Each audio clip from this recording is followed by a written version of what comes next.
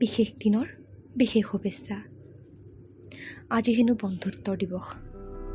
তেনে মই কৈছোঁ শুনা, তুমি এখন খোলা কিতাপৰ দৰে হোৱা, আৰু মই আজীৱন তোমাৰ সৈতে বন্ধুত্বৰ দিৱস পালন কৰিম।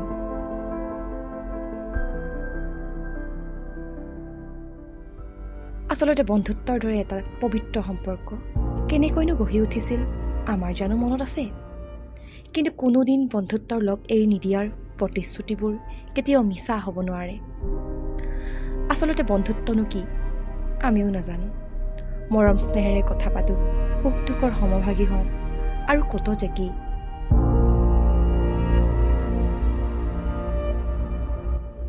আমাৰ বন্ধুত্বৰ মৰমবোৰ হৃদয়ৰ পৰা হৃদয়লৈ বৈ থাকক। আজীৱন লগত থকাৰ প্ৰতিশ্ৰুতিবোৰ কেতিয়াও শেষ হ'বলৈ নিদিওঁ। কেৱল ফটো এখন ফেচবুকৰ ষ্টৰীত লগাই আমাৰ সম্বন্ধটো সামৰি থলেই জানো বন্ধুত্বৰ দায়িত্ববোৰ শেষ হৈ যাব? আমাৰ বন্ধুত্ব অকাৰণে গঢ়ি উঠা নাছিল। হাজাৰটা কাজিয়া কৰিও যে মই মোৰ মনৰ কথাবোৰ তোমাকেই ক'বলৈ সুবিধা বিচাৰি থাকোঁ, সেয়াও আমাৰ বন্ধুত্বৰেই ভাগ। আচলতে আমি লগ পোৱা প্ৰত্যেকটো দিন বন্ধুত্ব দিৱসতকৈ কোনো গুণেই কম নহয়। সেয়ে মই আকৌ কৈছোঁ, তুমি এখন খোলা কিতাপৰ দৰে হোৱা, আৰু মই আজীৱন তোমাৰ সৈতে বন্ধুত্বৰ দিৱস পালন কৰিম।